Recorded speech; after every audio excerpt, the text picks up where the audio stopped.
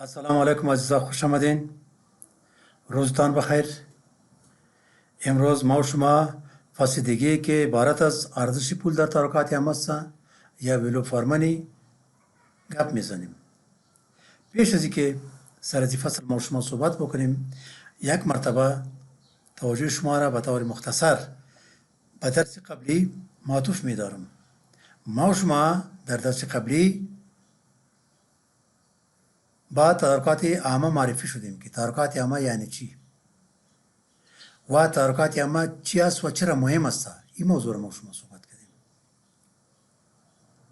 تعریفات تدارکات عامه را خاصتا تعریفی را که قانون تدارکات افغانستان کرده و همچنان یک دانشمندی که به نام آروسمت تعریف از ما شما با گونه مثال آوردیم. چرا گفتیم که تدارکات عام در سکتور خصوصی و هم در سکتور عامه وجود داره. ما و شما بر ارتباط تدارکات عامه و خصوصی صحبت کردیم که چی شباهت‌ها با هم داره و چی تفاوت‌ها با هم داره.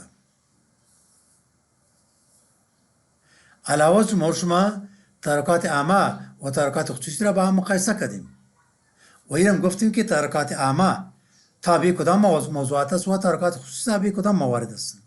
سرازی به تفصیل صحبت شده.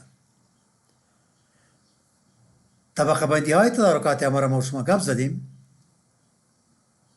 گفتیم که با اساس ماده 3 قانون تدارکات به 3 یا 4 کاتگوری ما و شما تقسیم کردیم. فرق نمیکنه اگر بگوییم که تدارکات اجناس، امور ساختمانی، خدمات به دو قسمت تقسیم میشه که عبارت از خدمات مشروطی و غیر مشروطی مشکل نیست. و اگر راستن شما به 4 کاتگوری تقسیم بکنید، یعنی امور ساختمانی، اجناس، خدمات غیر مشروطی و خدمات مشروطی، کدام مشکل نیست. ما و شما سر از این موضوع صحبت کردیم.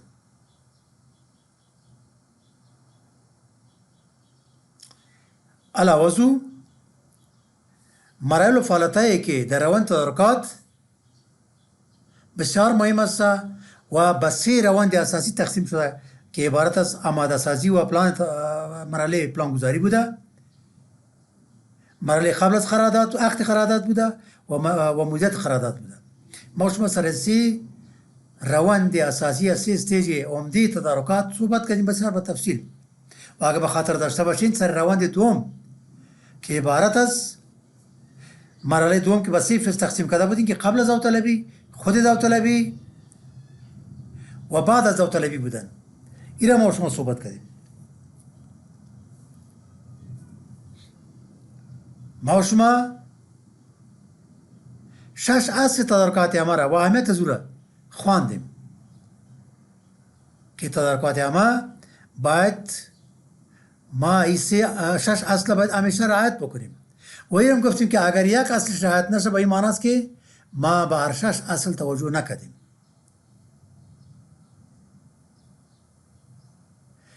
این هم گفتیم که تدارکات در رشد اقتصادی و حکومتداری خوب مملکت چی نقش داره و چی اهمیت داره.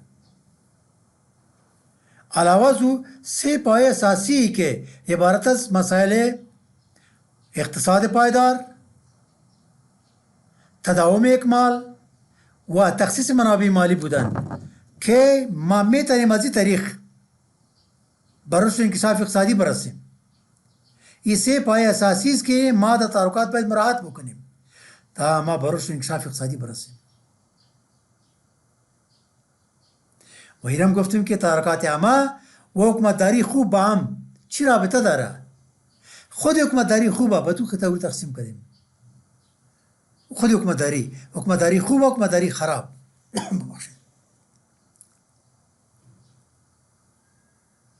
علاوه از او ما و شما به ارتباط انکشاف اقتصادی و حکومتداری خوب 5 اهداف قانون تدارکات که همیشه ما و شما را خواندیم سر از صحبت کردیم.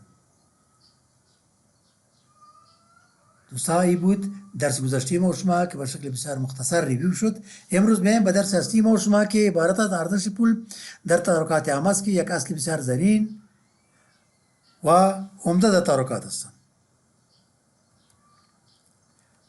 در این موضوع ما و شما یک سلسله اهداف صحبت خواهد کردیم که عبارت از است که چطور ما میتونیم که ولو فرمانی یا ارزش برای پول چی است و چی مفهوم داره، چطور ما درک میکنیم و چطور ما در وظایف روزمره خود از او استفاده میکنیم. اداره عامه و ارزش برای پول در بین خود چی رابطه داره؟ چرا؟ اگر به خاطر داشته باشیم ما شما یک روز گفتیم که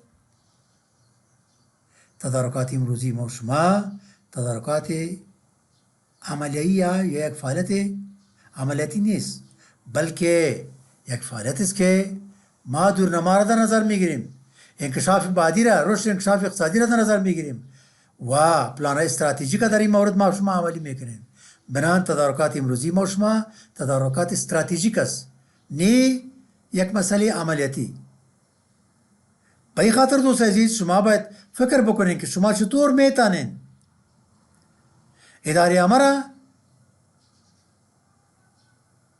با ارزش برای پول لینک و ارتباط بتین و در تدارکاتن عملی بسازین. چطور میتونین که ولو فرمانی یا ارزش برای پول در تدارکات عامه با اساس امو اصول اساسی به دست بیارین. علاوه از ما شما گپ زدیم که قانون تدارکات افغانستان چندین ماده و چندین فقره و احکام طرزالعمل چندین حکمش سر موضوع ارزش برای پول تاکید کرده که ما شما باز فصل بعدی خواندیم، خصوصا در وقت قانون و طرزالعمل و چگونگی ارزش ازو که ما در قانون و در طرزالعمل تدارکات را بیان کردیم. چطور میتونید که اطمینان حاصل بکنین فعالیت‌های تدارکاتی را که انجام میتین شما در فعالیت‌های خود ارزش برای پول حمایت کردین و حمایت میکنین؟ این را باید شما بفهمین. یعنی این 5-6 هدف را که امروز ما شما دیگه صحبت کردیم سرش ما شما در ارزش برای پول دنبال میکنیم و او را در فعالیت‌های روزمره خودتان را عملی میسازین. میگه ارزش برای پول چی مفهوم داره؟ اگر شما خواسته باشین که مفهوم ارزش برای پول به دست آورده باشین، تدارکات با کیفیت انجام داده باشین، از طریق تدارکات با کیفیت و با در نظر داشت ارزش برای پول شما به رشد انکشاف اقتصادی برسین، باید این 5 مناسبت دقیق رعایت بکنید. این 5 مناسبت کدام دوست عزیز؟ میگه کمیت مناسب، کیفیت مناسب، محل مناسب، وقت مناسب و قیمت مناسب. دوست عزیز سر کدامش ما شما که مکس میگیریم. کیفیت مناسب منظور چیز دوست عزیز؟ شما در تدارکات اگر متوجه باشین اولین پافشاری که قانون میکنه اداره میکنه سر کیفیت است. شما اگر هر نوع تدارکات آسان و ارزان و با سرعت به دست بیارین ولی کیفیت نداشته باشه تدارکات نیست. پولتانه به هدف مصرف کردین، ارزش برای پول مراعات نکردین، تامین نکردین، برش انکشاف اقتصادی نمیرسین، حکومتداری خوب دعوا کرده نمیتونین. بنان شما مو کیفیت را که با تدارکات مناسب هستن باید به دست بیارین. شما در مشخصات کیفیت گفتین که با کدام کیفیت، چی سیخ گل باشه، چی جنس باشه، چی ساختمان باشه، چی خدمات باشه، هر چی که باشه از خود کیفیت خود می داشته باشه، کاری خود می داشته باشه. همون نیازمندی که تدارکات شما به او محتاج است که به او باید برآورده شود باید نظر بگیرین. اگر شما همون کیفیت به دست نیارین، اگر شما به وجه فلز طلا را به دست بیارین بی‌فایده است. بنان کیفیت مناسب وقتی میه که همون کاری شما چی تدارکات شما همون کاری را که کار داره به دست بیاره، بهترین محصول، بهترین انجام خدمات از او باید متصور باشه که تدارکات شما قبلا او را تسجیل کرده و در مشخصات او را تعیین کرده. کمیت مناسب دوست عزیز، شما با مو کیفیتی که تدارکات ضرورت دارین باید به دست بیارین. اگر زیاد به دست بیاری به این معنی که پول جامعه و پول ملت شما راکت گذاشتین، امکان داره که به این پول شما در یک پروژه دیگه یک تدارکات دیگه انجام میدادین. از یک طرف شما جنس را که طور مثال یا هر تدارکات را که انجام داده باشین از مقدار ضرورت کده بیشتر به این معنی که امکان داره و با اساس رطوبت حوزه جوی مرور زمان خراب شوه از بین بره کیفیت خود از دست بده گم شوه حریق شوه یا دیمان و یا طور مثال همو ضرورت بهش تغییر بکنه همو که شما اصلا به ضرورت می داشته باشین و شما از اندازه زیاد تدارک کردین بسال شاید همو اندازه و همو اضافی که شما تدارک کردین بسال به او پیمانه یا به اصطلاح به او نوعیت شما ضرورت نداشته باشین و کم تدارک کردین شما بیانه که اداره خدا کارمندان خدا چندین مرتبه مصروف ساختین شما یک پروسه را که باید انجام میدین چندین مرتبه انجام میدین بران کمیت مناسب و نمو کمیت است که ضرورت تدارکاتی شما را مرفوع میسازه دیگه محل مناسب دوست عزیز شما وقتی تدارکات انجام میدین همیشه مارکت و محل باید استدی و مطالعه بکنین از لحاظ تدارکات شما که در اونجا اویلیبل یا دسترسی به دست شما میته یا نمیته رقابت به کدام منوال هستن تهیه کنندگان و آماده کنندگان به کدام منوال هستن چی رقابت با هم داره سازش ها وجود داره یا رقابت های سالم وجود داره کدام کیفیت اینجا پیدا میشه و از لحاظ مصارف ترانسپورتی به فاصله با اداره شما و جایی که شما تدارکات انجام میتین چقدر بود و مسافه داره به خاطر چی مارکت لوکال باشه چی مارکت ملی و نشنال باشه چی اینترنشنال باشه شما باید همیشه به خاطر ازو باید مطالعه بکنین حتی ادارات خوبی تدارکاتی معمولا بعضی موادی که همیشه از بطور مثال شما ساختمان انجام میدید یک وزارت است که زیادتر ساختمان انجام میدیم ساختمان بسیار اقلام داره ولی 5-6 قلمش بسیار زیاد متکاسف هستن مثلا سیخ گل سمنت خشت ریگ جغل و امثال ازو لیبر شما ببینید که قیمتا ما چقدر تغییر به وجود آمده باید معلومات داشته باشی از محل مثل که شما در 34 ولایت افغانستان پروژه ساختمانی داشته باشید یک پروژه باشه در جوزجان شما در کابل رو طور مثال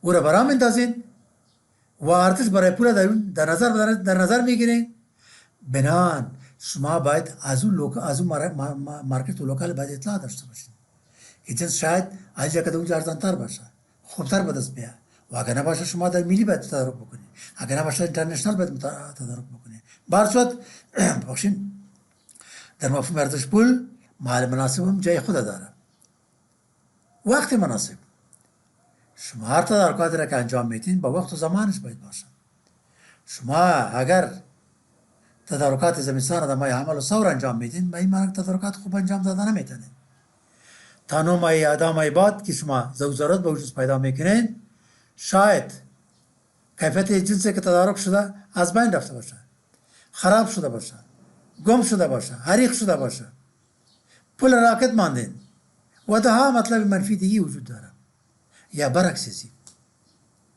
بنان هر جنس تا وقت و زمانش یک مثال ساده برتن میاد شما یک پروژه ساختمانی داریم اینجا اونجا کار میکنه 2 نفر 3 نفر اینجا کار میکنه 300-400 نفر کار کرده اونجا کار میکنه شما به طور درست و منظم مواد ساختمانی را تدارک کرده نتونستین یک دم بر شما فرمایش آمد که برای ما 1000 خلطه سمنت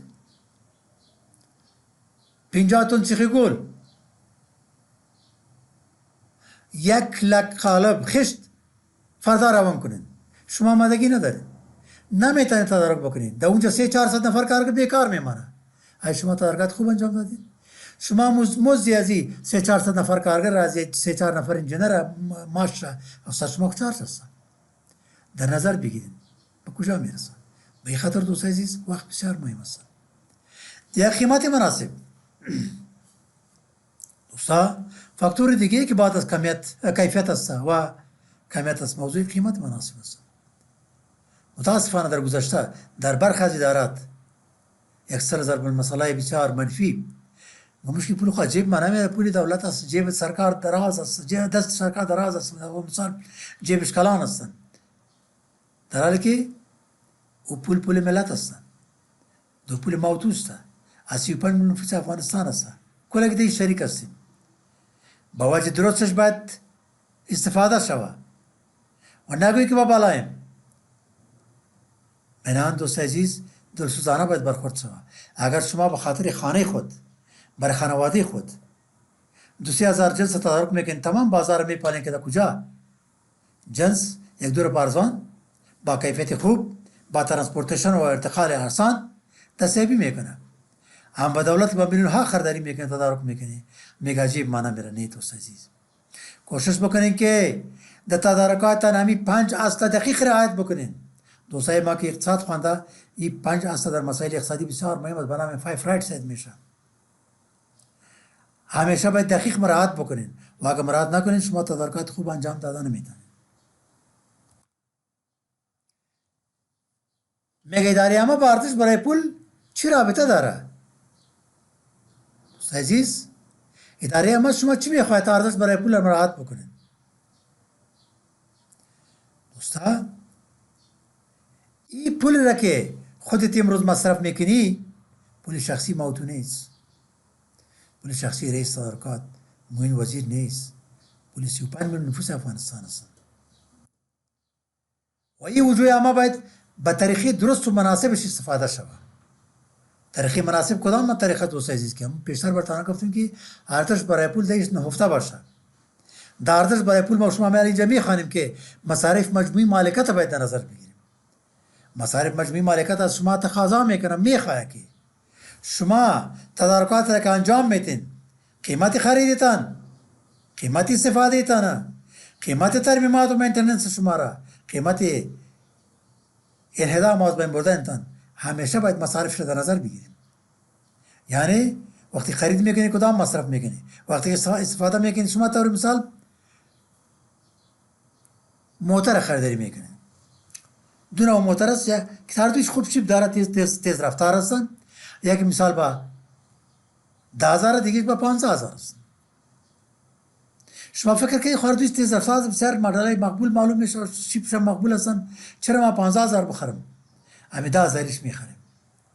10,000 میخری، ولی فکر نمیکن دوست عزیز که 10,000 در فی کیلومتر و در فی 100 کیلومتر شاید 15 لیتر مصرف بکنه و اگر 15,000 را میخریدی شاید فی 100 کیلومتر 10 لیتر مصرف میکرد.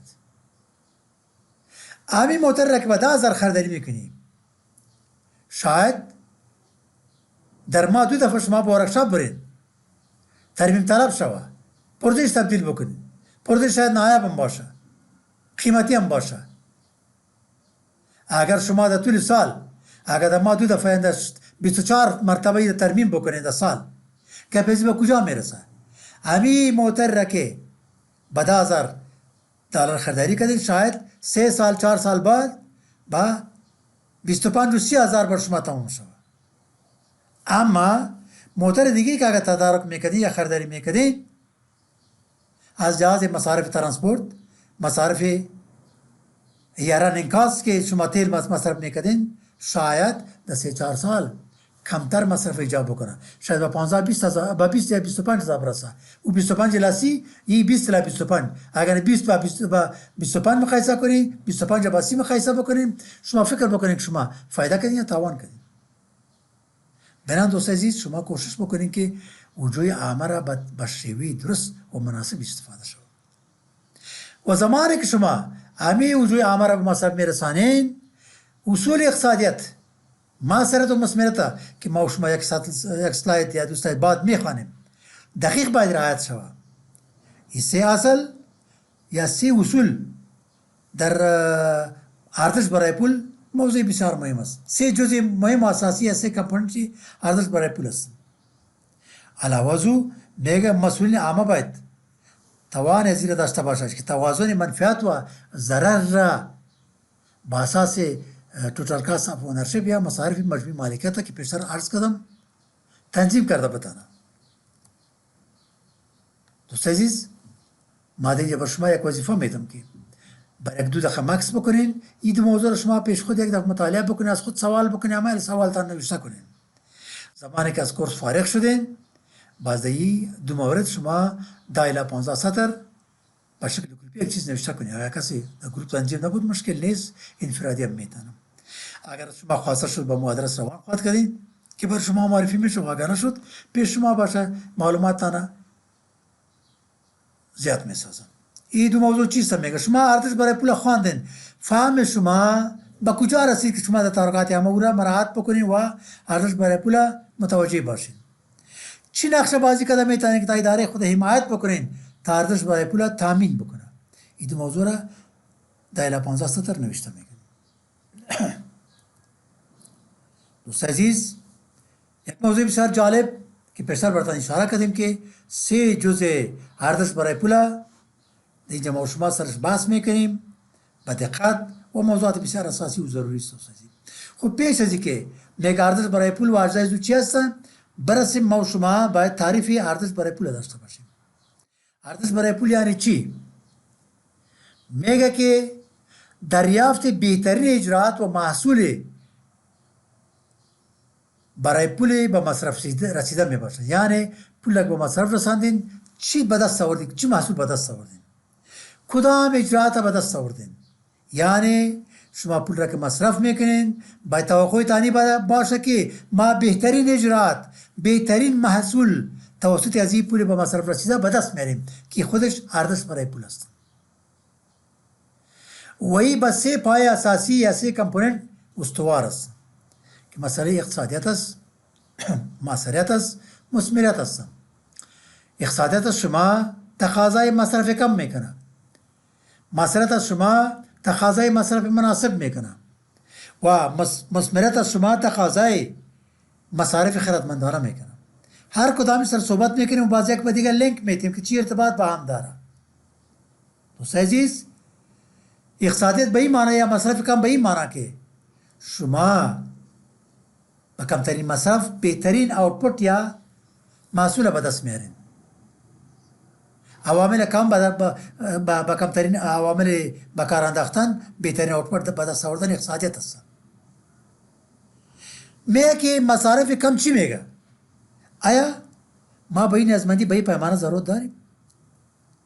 یا تاورخانه را پر میکنیم، تدارک میکنیم، بیوازی 1000 واحد 2000 2500 واحد تدارک میکنیم؟ نه دوست عزیز، مطابق نیازمندی شما، مثل که ما و شما در 5 رایتس خواندیم، در کمیت و در کیفیت و امثال زور خواندیم. معاشرت شما میخواه که ما کار را که انجام میدم کار به شکل درست پیش میبرم، شیوه اجراعات ما درست است، میگه که آیا ما با اجرای کار به شکل درست مبادرت میورزیم؟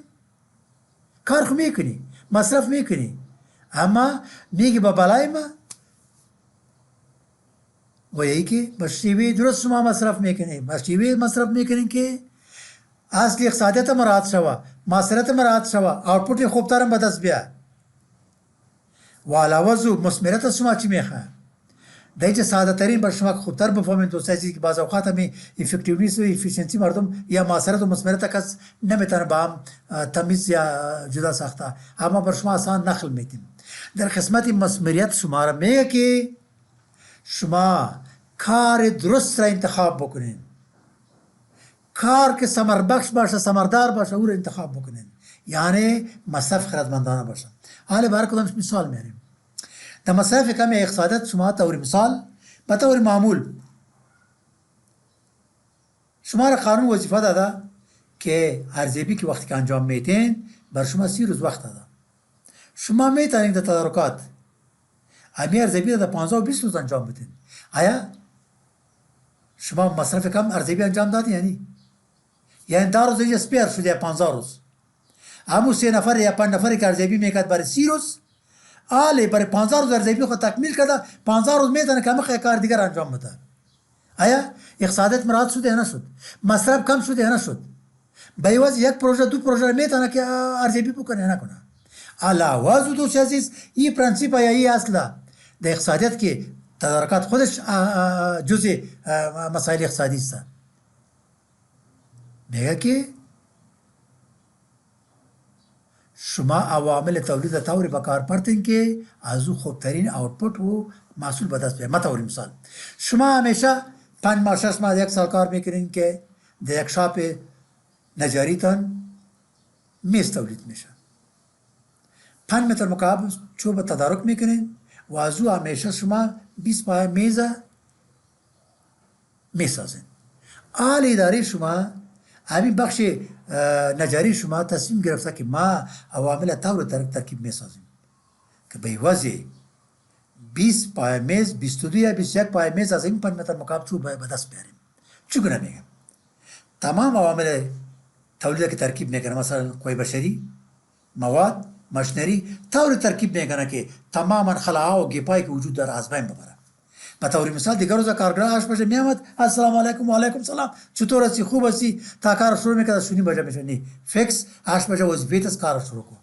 دیگر روز 3 بجه 15 کم 20 کم 4 بجه کار خود اعلام میکنه، نه خیر وظیفه است مکلفیت است تا 4 بجه کار خود تمام بدی. چقدر اینجا شما در ظرف یک ماه در ظرف یک روز باشید از چندین کارگر وقت صرفه‌جویی کردین.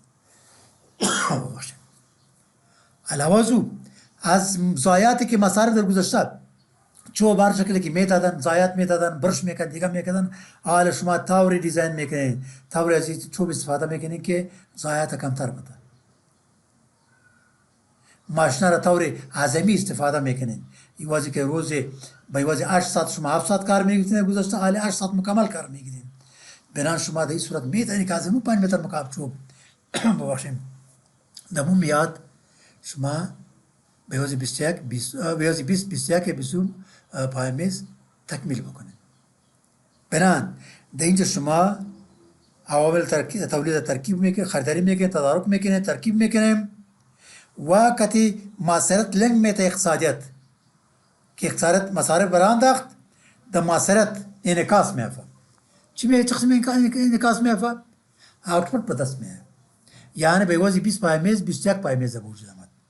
اینا علی در یک اداره یا در یک ورکشاپ شاید تنها یک چاپ نجاری نبوده باشه، 10 شاپ بوده باشه. 1000 کمپوننت اگر شما به همین شکل صرفه‌جویی بکنین یا شما در تدارکات در نظر میگیرید، شما اگر در پروسه ارزیابی به واسه 30 روز 15 روز مصرف کردیم هم کار کردین، در دیگه مراحل ما که به همین شکل شما کارا را با صحت و سرعت انجام بدین، میتونین که هدف خوبتر به دست بیارین. در اینجا میتونین که شما از یک کمپانی مثلا یک جای کاوچ ساخته میشه، الماری ساخته میشه و تولیدات دیگه موجود باشه، شما از اونجا هم امی اقتصادیت در نظر میگیرین و این معاصرت که لنگ میتین و یک آوتپوت خوب به دست میارین که از چندین جا شما چندین آوتپوت به دست آوردین یا چندین محصول به دست آوردین، یک محصول مجموعی یا آوتکم به دست میاد کی آوتکم شما باز معاصرت کتی مثمرت اینجا لینک میته و ارتباط میته و شما بعد وقتی که آوتکم به دست آوردین شما با اهدافتان مقایسه میکنین که آیا ما اهداف را که داشتیم برآورده ساختیم یا نساختیم. دوست عزیز در خدمت ما مثمرت میگه که مصرف خردمندانه نگه ما کار درست انتخاب. یک مثال ساده براتون میگم دوستان، شما فکر میکنم که هر کدامتان ولایت پروانه دیده باشید، یک ولسوالی داره به نام قربان. در ولسوالی قربان یک دره است به نام دره ترکمن، بسیار یک دره طویل است دوست عزیز، چندین کیلومتر. در این دره ترکمن به آن اندازه تنباکو کشت میشه که به هزارها تن تنباکو تولید شده میتونه، محصول یا پیداوار به دست میاد. اگر به وقت و زمان و مراقبت درست شوه، درست منیجمنت شوه، آنقدر تنباکو است که نه تنها به مملکت بلکه به خارج هم صادر شده میتونه، اما چون استفاده صحیح نمیشه، زینت اقتصادی وجود نداره، کمتر هستن. به طور مثال از این یک سرمایه‌گذار یا سرمایه‌دار یا متشبث تیر میشه، در سیزن میبینه تنباکو به هزارها تن در اونجا کشت شده و در پاریس اونجا میتونه که یک فابریکه پروسس تنباکو یا سیگرت و امثال از اون بسازه و این فکر میکنه که ما $1 میلیون برآوردم در سال یک همون 3 میلیون میشه. دورموجه فابریکه را احداث میکنه، کارگر جای بجای بسیار ارزان که اونجا بیکاری فوق العاده زیاد هستن، به 200 افغانی روز مردم کار میکنه. مواد اولیه، مواد خام فوق العاده وجود داره. ترانسپورت زیاد ایجاب نمیکنه. 200 متر، 300 متر، 1 کیلومتر فاصله میتونه به گودام انتقال بکنه. نهایت 5 کیلومتر، 10 کیلومتر. اگر اینجا ماشینری جای بجای شوه، کارگر استخدام شوه و به تولیدات شروع بکنه، با میلیون ها کارتن سیگرت تولید کرده میتونه. خب این آدم واقعا که متشابه بسیار هوشیار هستن، واقعا 1 میلیون خدا در خیر سال 30 میلیون میسازه. اما شما یک پرسان میکنید دوست عزیز، همین متشابه کار خوب انتخاب کرده؟ نه خیر، به خاطر این نکرده که اگر امروز یک قوطی سیگرت قیمتی واسه اوسط 50 افغانی باشه، وقتی که داخل کشور به این قدر به مرکز نزدیک در 50-60 کیلومتری فاصله موجود باشه، سیگرت تولید شوه شاید به 15 و 20 و به 25 افغانی یک قوطی سیگرت تمام شوه. اگه امروز مردم شما 10% آغشته به سیگرت باشه یا به نسوار باشه، شاید 50 یا 40%. چرا که همه چیز ارزان و آسان به دست میاد. بنان در اینجا شما میخواهید که در مثمرت شما باید مصرف به طور خیرتمندانه انجام بدین. مصرف خود میکنین، اما کار درست انتخاب بکنین. آیا این متشابه کار درست انتخاب کرد؟ نه، برای خودش واقعا درست است. برای خود درست است، برای اینکه 1 میلیونش 3 میلیون میشه. اما به جامعه ما به 35 میلیون نفس افغانستان درست است؟ نه خیر. این سیگرت خود قوای بشری ما از بین میبره، تباه میکنه. امروز 10% سبا 40-50% مردم سرش آغشته میشه. بنان دوست عزیز، ارزش برای پول این 3 پایه اساسی داره و این بسیار مهم است و یکی به دیگه لینک داره، ارتباط داره و در مجموع هر 3 پایه اساسی از یک کامپیوتر که مطالعه کردین، باز با اهداف را که شما در قسمت تدارکات و در قسمت ارزش برای پول در نظر گرفتین مقایسه بکنین که به دست آوردین یا خیر. اینجا شما میبینین که یک چکلیست وجود داره، یک نفر است چک مارک میکنه و قلم سرخ و سیاه یک مارکر هستن. شما میگه ارزش برای پول چه قسم به دست آورده میتونین. ببینید اول که آیا شما در اداره خود کار میکنین، امانتداری در مراحل تدارکات در نظر گرفتین؟ اگر نگرفتین شما ارزش برای پول به دست آورده نمیتونین. معلومات هایتان لیک است، کل مردم خبر هستن، سویزن وجود داره. بنان مراحل تدارکاتتان باید بسیار آگاهانه، بسیار مخفی و یا طور مثال سری انجام داشتنی که خدا نخواسته موضوعات شما لیک شود. شما اهداف را که تعیین میکنید به تدارکات نیازمندیتان مطابق این اهدافتان تشریح و توضیح شده یا نشده، یا ضرورت به یک جنس داره، مشخصات چیز دیگه است. علاوه شما وقتی که تدارکات انجام میتین از روش رقابتی که روش باز و داوطلبی باز است استفاده کردین که در اونجا شما باید تمام موضوعات مثلا خطرات، ارزش‌ها را، ماهیت و پیچیدگی و مفاد از این پروسه را در نظر بگیرین. علاوه مشخصات درست تعریف کردین یا نکردین. این چکلیست شما خودتان باید ترتیب بکنین، از خود سوال بکنین. و زمانی که پروسه تدارکاتی تان می انجامه با اعطای قرارداد، کدام نوع قرارداد شما انتخاب کردین که بر شما کنترلش آسان باشه، پرداخته تان آسان باشه، مصارف کمتر ایجاب بکنه و امثال. معیار را که در شرطنامه شما ست کردین یا برابر کردین، آیا جنبه تطبیقی داره؟ درست انتخاب کردین یا خیر؟ یا شما میخواستین طوری همین معیار را جای بجای بکنین که رقابت محدود بسازین خدا نخواسته، یا با کسی که نظر داشتین برای زود طور مثال ایندیکیترز یا طور مثال معیارات طور ست شده که یگان تا میتونه او را برآورده بسازه در حالی که ضرورت هم نمی باشه. آیا شما وقتی که داوطلب انتخاب میکنین یا سبق قراردادی انتخاب میکنین آدم درست انتخاب کردین؟ و یکی دردسر به اداره، کسایی که در گذشته بر شما کار کرده و اهداف درست رعایت کرده نمیتونن، تو آدم را انتخاب کردین. و علاوه به خاطر مدیریت قرارداد شما چگونه استراتژی را به دست آوردین تا خوبتر و مؤثر مدیریت قرارداد صورت بگیره و یا تنظیم شود یا درست مدیریت شود. دوست عزیز، ولو فارمانی در پالیسی که مفاهیم بسیار وسیع در خود داره، ما یک اصل اساسی شو که عبارت از توتال کاست آف اونرشیپ بر شما تشریح کردم. دیگه موضوعات هم داره، اهداف زیاد داره، کامپوننتایش ما شما دیدیم، مفاهیمش ما شما دیدیم. ولی چالشای خودم داره. چالش هم دیگه چیز دوست عزیز موضوع ظرفیت هستن. بعضی از کارمندای دولتی، بعضی از آمرین پالیسی میکر متاسفانه ارزش برای پول نمیفهم که ارزش برای پول چی. برو تدارکات انجام بدی. اجلاس وزیر صاحب امر کرد، رئیس جمهور امر کرد، پارلمان ما را دعوت کرده و خواسته بود از خاطر این موضوع به زودتر خلاص کنی. دوست عزیز ما تدارکات انجام میتیم، خود تدارکاتی باید انجام بدیم که ارزش برای پول در شرایط شوه. سبا تو ما کسای دیگه که در این پروسه کار میکنه خدا نخواسته سروالی تفتیش کش نکنه با وجه درست انجام شوه. یا بعض دوست عزیز میفهم ظرفیت داره اما حمایت نمیکنه. چرا حمایت نمیکنه؟ اگر از ارزش برای پول در تدارکات حمایت بکنه دست ناپاک را که داره، آداب شومی را که داره برآورده نمیشه. قصدن نمیخواه که حمایت بکنه بعضی از رهبری ارزش برای پول. این وظیفه شما دوست عزیزی که چگونه میتونین که اول سر خود و بعد سر دیگرها تطبیق بکنین که ارزش هیچ وقت باید ارزش برای پول از پیشتن باید ناغه نشه. همچنان چگونه پالیسی ها را وضع میکنین شما، چگونه اقدامات را وضع میکنین شما ارزش برای پول تدارکات شما تحقق پیدا بکنه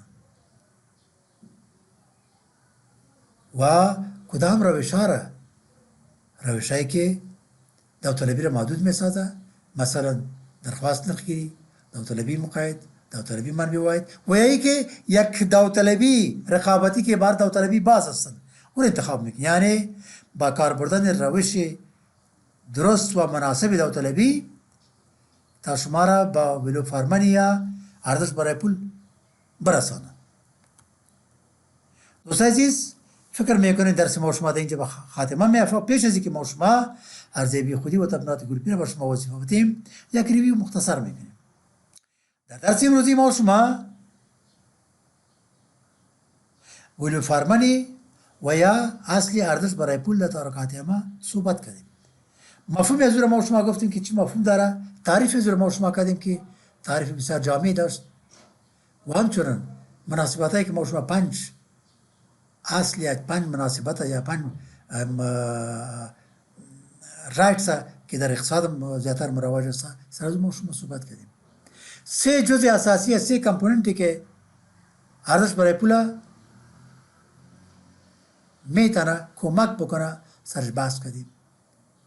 علاوه از چک لیست را که در این مورد است و چالش هایی که به سر ادارات ارزش برای پول با مواجه میشه سر از ما صحبت کردیم و بالاخره رسیدیم به اخیر درس که عبارت ارزیابی خودی و تمرینات گروپی است. دوستان این 3 موضوع ما بر شما وظیفه میتیم و شما در حدود 15 الی 20 سطر در هر مورد نوشته میکنید به شکل گروپی و ایمیل آدرسی که بر شما معرفی شده با ایمیل آدرس شما روان میکنید. این 3 موضوع چیست دوست عزیز؟ شما امروز ارزش برای پول به تفصیل خواندین.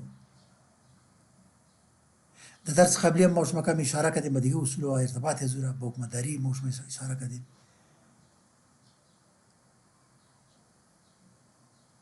شما میگه چطور میتونین که تدارکات خدا کمک بکنی و ارزش برای پول در اونجا تامین بکنی. میتونین شما هم اصول اساسی ارزش برای پول تطبیق بکنین تا اداره تدارکات عامه وقتی که تدارکات انجام میده او رعایت شوه. این شما میتونین که هم اصول اساسی را به خاطر تطبیق ارزش برای پول در تدارکات عامه خود رو بیان بکنین و تشریح بکنین. آیا شما میتونید مثل کارمند تدارکات در تطبیق ارزش برای پول که چگونه اداره خدا یا اداره تدارکاتی خدا یا اداره تدارکات عامه را حمایت بکنید؟ در این مورد شما 15 الی 20 سطر نوشته میکنید و با ادرسی که بر شما معرفی شده روان میکنید. فکر میکنم همین بود درس امروزی ما شما که دیگه پایان میافته. اگر سوال پرسان مشکل داشتین اداره در خدمت شما است. آدرس ها بر شما داده شده. شما با می آدرس ها و دوستایی که بر شما معرفی شده تماس میگیرین. شما انشاءالله سوالتان لاجواب نمیمانه. این بود درس امروزی ما و شما که در اینجا خاتمه یافت. شما را به خداوند بزرگ و متعال میسپارم. وقتی خوش داشته باشید.